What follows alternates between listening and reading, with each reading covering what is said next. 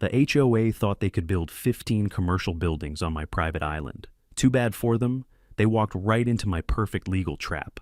I watched as the HOA president, Becky, stood there with a smug look, telling me the sanctuary I built for my late wife was now a community project. They were pouring concrete over her memorial garden when I found it. But while they were busy stealing my land, they never bothered to check the fine print. They had no idea that every single pipe they laid was activating a hidden clause in my deed. A clause that was about to make me their landlord and them my bankrupt tenants. Where are you watching from?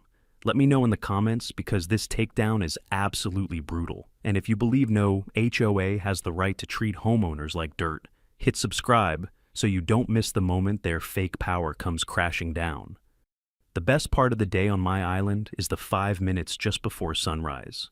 The air off the Gulf is cool and smells like salt and clean sand. The gulls are just starting to wake up, making these lazy, stretching calls to one another. From the dock, I can see the lights on the mainland twinkling out one by one as the sky gets brighter.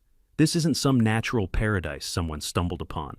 I built this place. Every piling driven into the seabed, every board on the dock, every single bag of concrete for the foundation of the little cottage. I did it all with my own 2 hands. 25 years of weekends and savings went into reclaiming this little patch of land from the sea. It was my project after I retired from the Navy. My way of staying busy after my wife, Eleanor, passed away. She always dreamed of a little house right on the water, where she could watch the dolphins. She never got to see it finished, but I named it Eleanor's Point in her memory. It's not just land, it's a promise I kept. My daughter, Emily, plans to live out here when she retires from nursing. It was supposed to be our family's sanctuary, a quiet corner of the world that belonged only to us, a place of peace. I'd just spent 3 days up north with Emily and her family. We had a great time, but I was eager to get back home, back to the quiet. I turned off the main road onto my private access drive, a half-mile of packed gravel that leads to the causeway connecting my home to the island. The first thing I saw was a big muddy pickup truck I didn't recognize parked near my gate. Strange, but I figured it was a lost delivery driver. Then I saw another one, and then, as I rounded the last bend, my heart dropped into my stomach. My causeway, the one I spent a year stabilizing with riprap and reinforced concrete, looked like an industrial park. There were huge pieces of construction equipment everywhere, a backhoe, a cement mixer, stacks of lumber and steel beams. Temporary office trailers sat on the patch of grass where Emily and I had picnics, their generators humming and spewing diesel fumes into the clean air, and on every single piece of equipment, on the side of every trailer, was a logo I knew all too well, the smug, stylized eagle of the Oak Harbor Homeowners Association.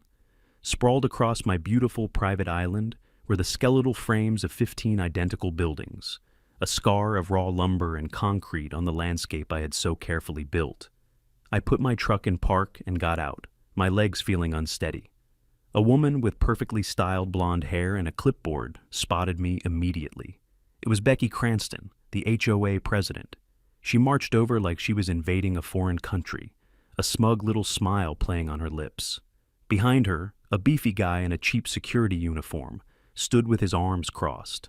He had a badge on his shirt that looked like it came from a cereal box. "Can I help you?" she asked, her voice dripping with fake politeness. I kept my own voice level.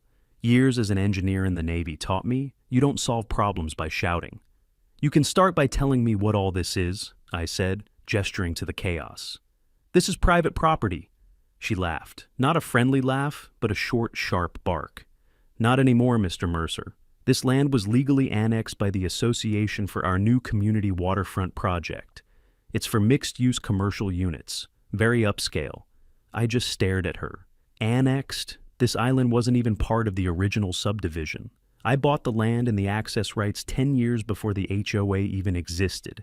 It had its own deed, its own parcel number, and I paid a separate hefty property tax bill on it every single year. "I think there's been a mistake," I said, trying to hold on to my patience. "I have the deed. This land has never been part of the HOA." She waved her clipboard dismissively, a sheaf of papers rustling. "The board voted. We filed the revised zoning maps with the county. It's all perfectly legal. Your deed is outdated. Due to shared environmental zoning, we have full jurisdiction." Her husband, Ethan Cranston, a slick developer I'd seen around town, stepped out of one of the trailers. He didn't say a word, just gave me a little nod and a smile that didn't reach his eyes. He was enjoying this. Becky tapped her pen on her clipboard. "You're welcome to review the paperwork at the next board meeting, but frankly, you're interfering with a sanctioned community development. I'm going to have to ask you to leave. You're being non-compliant." Non-compliant. The word hung in the air, a tidy little label meant to shut me up. She was treating me like a tenant who was late with rent, not a man standing on the ground he literally created. I looked past her, at the raw frames of the buildings. One of them was right on top of the little memorial garden I'd planted for Eleanor. They were building over my wife's memory. I didn't say another word. There was no point. You can't reason with a wall. I got back in my truck, the smell of sawdust and exhaust filling my lungs, and turned it around. My mind was racing, trying to process the sheer audacity of it. They didn't just trespass, they had a whole story cooked up, complete with paperwork. They had planned this. I drove the half-mile back to my gate, the one on the mainland that marks the start of my property. As I pulled up, I saw a flash of color that wasn't there when I left. Tacked crudely to the solid oak gate my daughter had helped me build was a piece of bright orange paper. I got out, my hands shaking slightly, and pulled it free. It was a formal notice, printed in bold black letters under the HOA's Eagle logo. At the top, it said, "Notice of Access Revocation." Below, in cold bureaucratic language, it informed me that, due to my failure to comply with community development directives, my access rights to the causeway and island had been revoked, effective immediately. Any attempt to enter would be considered trespassing. The island I had poured my life into, the home that held my heart, was no longer mine to even set foot on. They hadn't just stolen it. They had locked me out. My first instinct was to call a lawyer, but I knew what that meant. Months, maybe years, of expensive arguments while they kept right on building. The system is slow. Becky and her husband were counting on that. They were counting on me getting tired, running out of money, and just giving up. I wasn't going to play their game. I was going to play mine. I spent 30 years as a Navy engineer. You don't solve a structural problem by yelling at it. You find the weakness, you analyze the stress points, and you apply precise pressure until it fails. So I decided to start by doing it their way, by the book, just to see how rigged the whole system was. The HOA had a special meeting scheduled for the following Tuesday. The agenda was a single line item, Community Waterfront Project Update. It was a joke, a performance for the other homeowners who had no idea what was really going on. I put on a clean-collared shirt, gathered my original deed, the county tax records, and the survey maps showing my property lines, and I walked into that community hall ready to calmly and logically explain their error. The room smelled like stale coffee and air freshener. Becky was sitting at the head of a long table, gavel in hand, flanked by 4 other board members who looked either bored or terrified. Her husband, Ethan, sat in the front row, looking relaxed in a golf shirt. I waited patiently through the first 15 minutes of nonsense about lawn ornaments and trash can placement. When Becky finally called my name, I walked to the podium and laid out my documents. I spoke clearly and calmly. I explained that Eleanor's Point was never part of the Oak Harbor development. I showed them the deed, signed and sealed 3 decades ago. I showed them the tax bills I paid directly to the county, proving it was a separate parcel. I pointed to the official county map, where a thick, unambiguous line separated my land from theirs. For a moment, there was silence. I thought maybe, just maybe, I had gotten through to them. Then Becky picked up her gavel and tapped it lightly. "Thank you for your presentation, Mr. Mercer," she said, her voice filled with a kind of pitying condescension. "But as we explained, your paperwork is outdated. The board voted to incorporate the parcel under a shared environmental zoning ordinance for the good of the entire community. It's about progress." A man on the board, a fidgety guy named Arthur, mumbled something about overriding community interests. They had their script, and they were sticking to it. They dismissed my life's work with a few buzzwords. The other homeowners in the audience just looked down at their feet. No one wanted to get on Becky's bad side. As the meeting was breaking up, one of the board members, a quiet man named Frank, pulled me aside. "Look," he whispered, avoiding my eyes. "She's got them all wrapped around her finger, but you can file a formal appeal. There's a process. put it all in writing. They have to review it. It felt like a sliver of light in a dark room. False hope, it turned out, is the cruelest kind. I spent the next 4 days chained to my desk. I wrote up a detailed 14-page appeal. I included copies of every document. I cross-referenced parcel numbers and zoning codes. I even attached photographs of the island from every year since I bought it. It was an open and shut case, presented with the kind of precision that would make a regulator weep. I hand-delivered it to the HOA management office and got a signed receipt. For 2 weeks, I heard nothing. The construction on my island didn't slow down. If anything, it sped up. The noise of nail guns and heavy machinery echoed across the water from sunup to sundown. Then, a certified letter arrived. I thought it was their response. It wasn't. It was a formal notice of a $500 fine for unauthorized interference with construction equipment, backdated to the day I'd first confronted Becky. The letter stated my appeal had been lost in processing, and that the deadline to refile had passed. The next day I got a call from Frank, the board member who'd seemed sympathetic. He told me he was resigning, effective immediately. "I'm sorry, Jack," he said, his voice weak. "I've got a family. I can't be a part of this." And just like that, the door slammed shut. That night, I couldn't sleep. The moon was bright, and I could see the silhouettes of the half-built structures against the sky.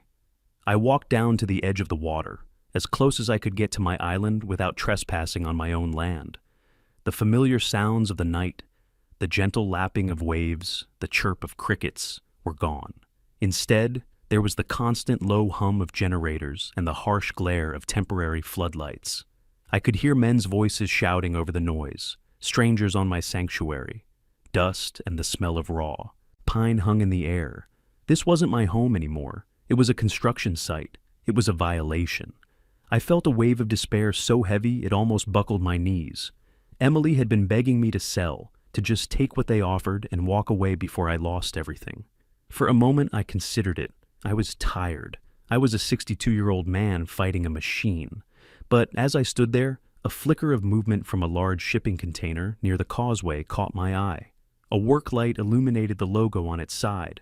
It wasn't the HOA Eagle. It was a sleek, modern design with 2 letters, CD, Cranston Development LLC, Becky's husband's company. It hit me like a physical blow. This wasn't just an HOA power trip. This was a calculated business deal wrapped in the legal authority of the Homeowners Association. They weren't building a community waterfront project. They were using the HOA as a legal crowbar to pry my land away from me, so Ethan Cranston could build commercial properties and sell them for a massive profit. A cold, hard clarity settled over me, pushing the despair away. The rage was still there, but it was different now. It was no longer hot and helpless. It was cold. It was quiet. It was the feeling an engineer gets right before he sits down at his drafting table. They didn't just steal my land. They were flipping it for a fortune. And in that moment, standing in the dark, I stopped thinking about appeals and started drawing up a different kind of plan. They had walked right into my world, the world of permits and schematics and infrastructure. They just didn't know it yet. The next morning, I traded my anger for a spiral notebook and a fresh pack of pens. Becky Cranston fought with meetings and paperwork. I was going to beat her with her own weapons. My first stop was the county clerk's office, a dreary building downtown, with fluorescent lights that hummed and floors that smelled of old paper and cleaning solution. I asked the clerk for the plat maps for Oak Harbor, sections A, B, and the new proposed C.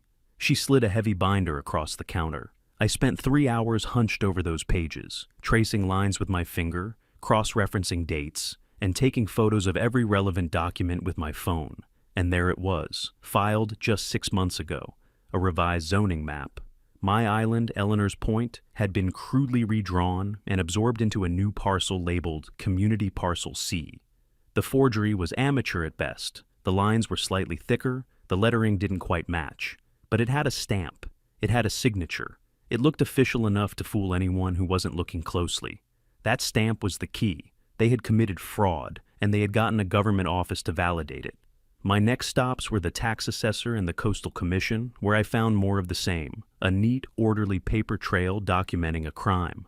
While I was busy waging my quiet paper war, the HOA was escalating its ground war. The harassment became a part of my daily routine. Another fine showed up in my mailbox, this one for an unmaintained entryway, referring to the gate they had locked me out of. It was for $1,000. A few days later, I came out to find my truck, which was parked in its usual spot in my own driveway on the mainland, had been towed. The notice left behind cited a violation of an obscure HOA bylaw about commercial vehicles parked in residential view. I drove a standard Ford F-150. It was petty, designed to wear me down, to bleed me dry one bogus fine at a time. Neighbors who used to wave now looked the other way. Rumors started to spread that I was some kind of illegal squatter, a crazy old man causing trouble for the community. Becky's propaganda machine was in full swing, but every fine, every tow, every whispered rumor just hardened my resolve.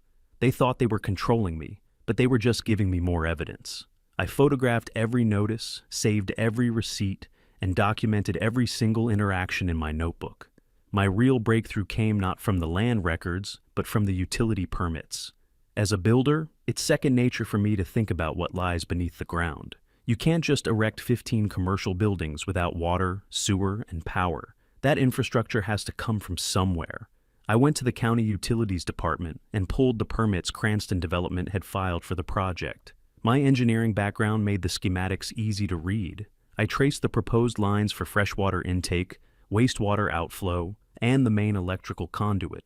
My heart started beating a little faster. Every single one of them, the power, the water, the sewer, ran from the mainland, across my causeway, and onto my island. They had to cross my property to service their illegal construction. They were building their entire project on a foundation of my private infrastructure. The main water valve for the entire island was located 10 feet inside my property line on the mainland side. The master electrical junction box was bolted to a concrete slab I had poured myself, right next to my gate. They were building a commercial development and powering it using my service lines, my connections, my easement. That afternoon, I started a new kind of survey. I took hundreds of time-stamped photographs. I documented the exact location of every connection point, every valve, every meter. I drew up my own private schematic, a detailed map of their trespassing. Every flush of a toilet in their temporary trailers, every light they switched on, was a fresh violation. They were so arrogant, so sure of their power, that they never even considered the pipes and wires under their feet. They saw the land, but they were blind to the systems that made it work. This was my world, a world of flow rates and load calculations, and they had blundered into it like amateurs. The final piece of the puzzle came into place when I decided to visit an old friend. Maria Ortiz had been a county surveyor for nearly 30 years. We'd worked together on a few projects back when I was still building houses. She was sharp, honest, and one of the few people I knew who loved the clean, factual truth of a survey line as much as I did. I found her in her small, cluttered office, surrounded by rolled-up maps and technical manuals. I laid out the original plat map and the HOA's fraudulent revision side by side on her desk. I didn't say much, just pointed. She put on her reading glasses and leaned in close, tracing the lines with a pen. She pulled out a magnifying glass, studying the stamps, the signatures. She was silent for a long time, her brow furrowed in concentration. Finally, she sat back in her chair and took off her glasses, polishing them slowly with a cloth. She looked at me, and her expression wasn't just concerned, it was grave. "Jack," she said, her voice barely a whisper. "The forged map is bad. That's a felony. But it's more than that." She tapped the pile of utility permits and the Cranston Development LLC filings I'd brought. Using a fraudulent document to secure permits, using the HOA as a front to seize private land for a commercial enterprise run by a board member's husband. This isn't just fraud. She met my eyes, and the look on her face confirmed everything I had begun to suspect. This is racketeering. The word hung in the air between us. It was a heavy word, a dangerous word, but it was also a powerful one. It meant this was no longer a simple property dispute. We had moved into the territory of organized crime, and I finally had a name for what I was fighting. Knowing you're right and proving it are two very different things. Maria's confirmation that this was racketeering felt like a victory, but it was a lonely one. In the weeks that followed, the pressure from the HOA became relentless. The construction didn't just continue, it accelerated. Trucks came and went at all hours, kicking up dust that coated my windows and soured the air. The bogus fines kept coming, piling up on my kitchen table like a monument to their corruption. Then came the official-looking letter from the HOA's legal firm. They had placed a lien on my home, not the island, but my actual house on the mainland, for unpaid community development dues and fines totaling over $20,000. They were leveraging the property I owned, free and clear to pay for the development they were illegally building on land they had stolen from me. It was a bold, vicious move, designed to corner me completely. My daughter Emily was beside herself with worry. She came over one evening, her face etched with concern. "Dad, please," she said, her voice strained. "Just sell it. Let them have it. It's not worth this. They're gonna take everything." I could see the toll it was taking on her. She's a trauma nurse. Her whole life is about fixing things. And here was a problem she couldn't solve, a wound she couldn't stitch up. I saw the logic in her words. I was tired. I was 62 years old and spending my retirement funds fighting a corrupt bureaucracy. The fight was draining me, isolating me from my neighbors and stressing my family. For a brief, dark moment, I nearly agreed. Maybe she was right. Maybe it was time to just walk away, to find peace somewhere else. The next afternoon, I drove down to the end of my access road, planning to take one last look at the island before calling a realtor. It was a kind of surrender. I parked and walked to the chain-link fence they'd erected, the one plastered with "No trespassing" signs. I just wanted to see the sunrise spot on the dock one last time, to say a final silent goodbye to Eleanor's garden. But what I saw sent a surge of white-hot anger through me that burned away all thoughts of surrender. A crew of workers was operating a small trencher. They were digging a deep channel right through the middle of the memorial garden. The rose bushes Eleanor had loved, the stone bench where we used to sit, they were gone, churned into a pile of mud and debris. They weren't just building over it anymore. They were ripping it out of the ground. That was it. That was the line. They could have the land, they could have the money, but they could not have that. That memory was sacred. In their greed, they had dug too deep. They had trespassed on something more than property, and in doing so, they gave me back my resolve. I turned away from the fence and walked back to my truck, my mind clear and sharp for the first time in weeks. I wasn't going to surrender. I was going to dismantle them. Back in my study, surrounded by deeds and schematics, I pulled out the oldest document of all, the original title from when I first bought the raw, undeveloped land 30 years ago. I'd read it a dozen times, but now I was looking for something different. I wasn't looking for proof of ownership. I was looking for a weapon. And there it was, tucked away in the dense legal language of an addendum, a small clause I'd insisted my lawyer include all those years ago. It was a retained utilities and access covenant. In plain English, it meant that while I owned the land outright, I also specifically retained personal ownership and jurisdiction over any and all utility infrastructure that serviced it. Water, power, sewer, the pipes and wires themselves belonged to me, personally. The clause went on to state that any third party wishing to utilize this infrastructure for any purpose, especially commercial, would be required to enter into a formal lease agreement. The rates were to be set at the prevailing commercial utility scale, retroactively, from the first day of use. My heart pounded against my ribs. It was perfect. They had been so focused on stealing the land, the big prize, that they had completely ignored the arteries that gave it life. And I owned the arteries. My next move had to be fast and quiet. The following morning, I went online and found a small local LLC for sale, a defunct landscaping company that was already registered with the state. I bought it for $1. An hour and a few online forms later, I had filed the official paperwork to change its name. It was now Mercer Island Utilities, LLC.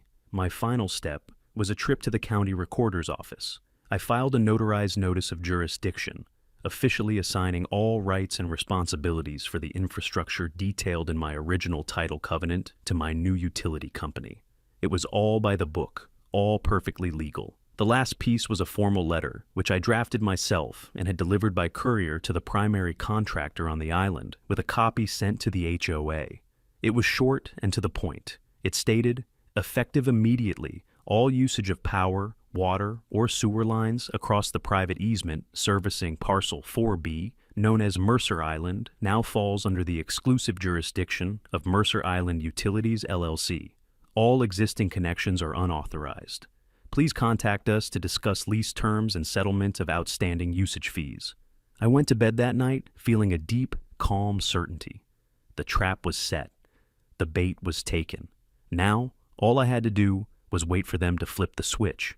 The next day, when the construction crews showed up for work, they discovered their water pumps were dry, their power tools wouldn't turn on, the portable toilets wouldn't flush. The island had gone dark. The chaos started around 7:30 a.m. From my kitchen window, I could see the construction site across the water in a state of confused paralysis. Workers were standing around in clumps, shrugging, checking their phones. A few of them were kicking at the silent generators. My own phone rang an hour later. It was Becky Cranston. Her voice, usually so controlled and imperious, was sharp and frantic. "Mercer, what have you done? The contractors are saying the water and power are out. This is a sanctioned community project. You are legally obligated to restore service immediately." I let a few seconds of silence hang in the air before I answered, keeping my tone perfectly calm and professional, as if I were a customer service representative for a legitimate company. "Good morning, Mrs. Cranston. This is Jack Mercer, acting president of Mercer Island Utilities. I assume you're calling about the interruption of services to the Cranston development site." There was a sputtering on the other end of the line. "What in the world are you talking about? Mercer Island Utilities? What is that?" I could practically hear the gears grinding in her head as she tried to process it. "We are the registered utility provider for the infrastructure servicing that parcel," I explained patiently. "Service was suspended due to unauthorized use. I'd be happy to discuss restoring it once we've settled on a formal lease agreement and back payment for the services you've already consumed." I heard her take a sharp breath. "A lease agreement? That's absurd. We have jurisdiction." I almost smiled. "That's a land issue for the HOA to sort out," I said, my voice still level. "I'm just a humble utility man. My jurisdiction is limited to the pipes and wires. Now, based on standard commercial rates for a project of this scale, our initial invoice for past usage comes to, let me see." I rustled a piece of paper for effect. 83 days of unauthorized connection. The daily lease rate moving forward will be $14,200. Payable in advance, of course. The silence on the other end of the line was the most satisfying sound I had ever heard. I think she actually dropped the phone. The beautiful part was its simplicity. I hadn't broken a single law. I hadn't trespassed. I hadn't sabotaged anything. I had simply exercised my legal rights as the owner of the infrastructure they were illegally using. The project ground to a dead halt. The next day, the contractors, who were being paid by the hour to do nothing, walked off the job. Their contract, after all, was with Cranston Development, not the HOA, and they weren't getting paid to sit in the dark.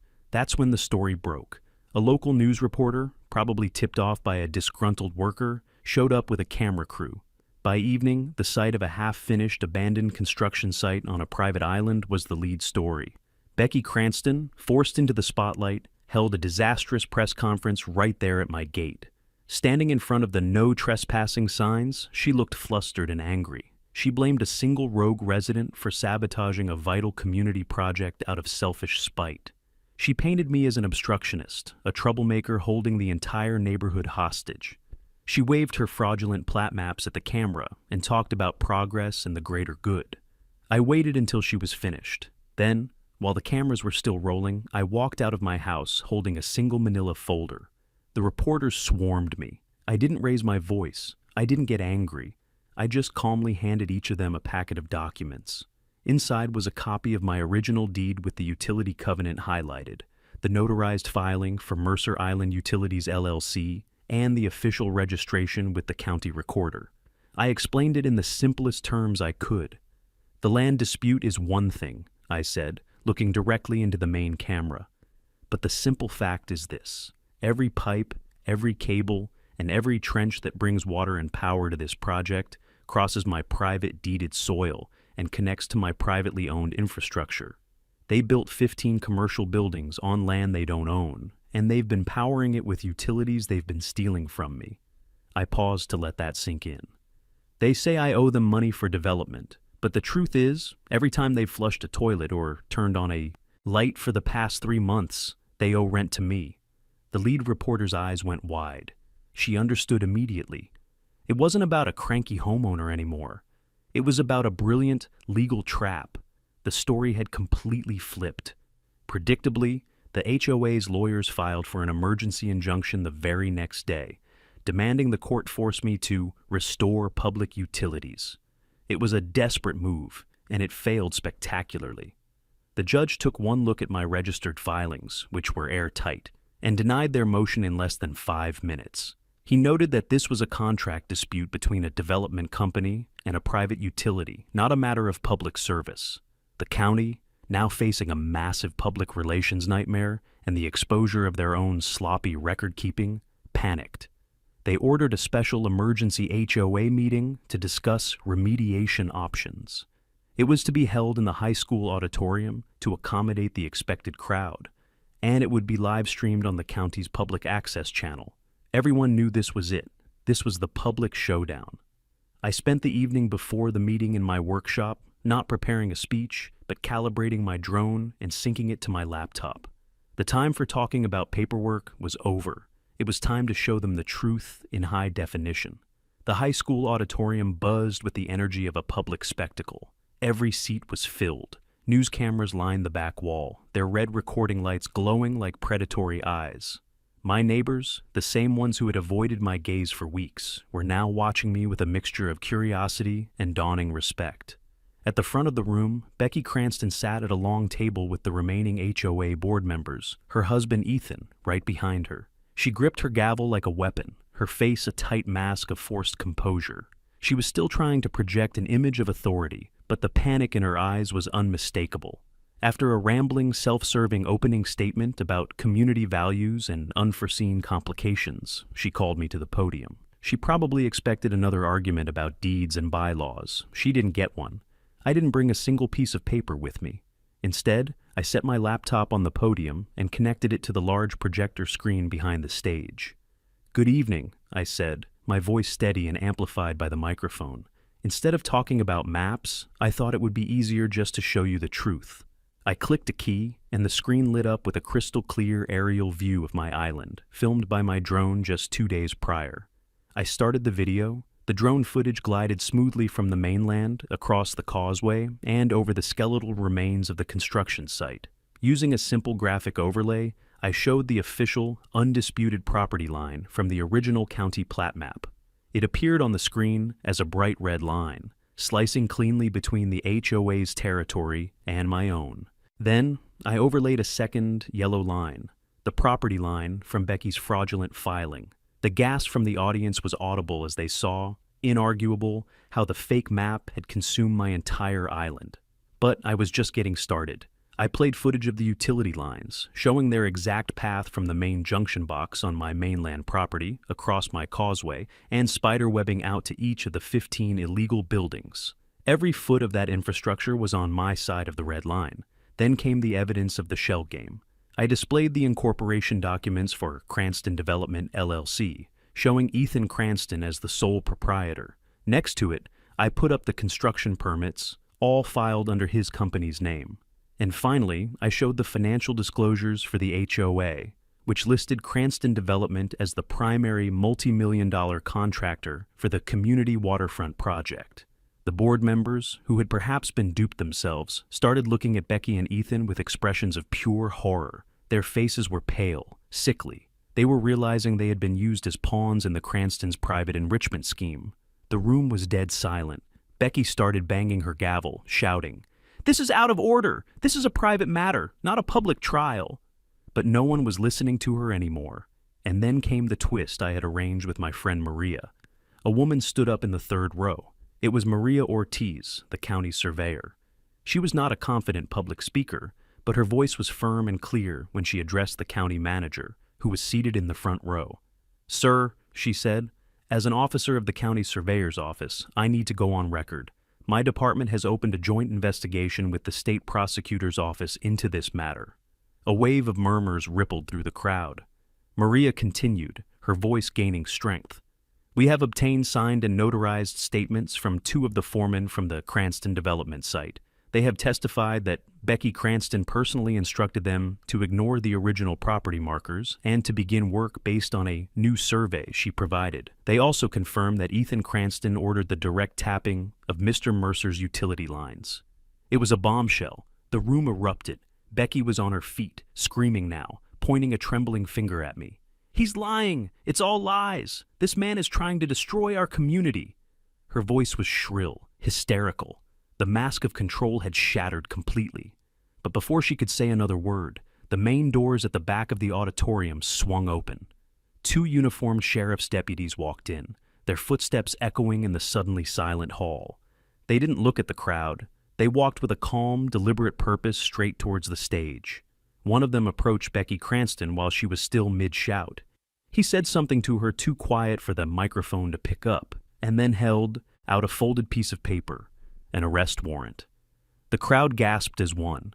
Becky stared at the paper as if it were a snake. She looked at her husband, but Ethan was already inching his chair away from her, his face ashen, trying to become invisible.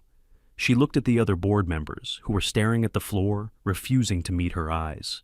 She was utterly, completely alone. As the deputy gently took her arm, her composure finally broke. "You'll regret this, Mercer," she shrieked, her voice cracking. "You'll lose everything." The crowd didn't shout back, they just watched. As she was escorted out of the auditorium, a single person started to clap, then another, and another. Within seconds, the entire room was filled with the sound of applause.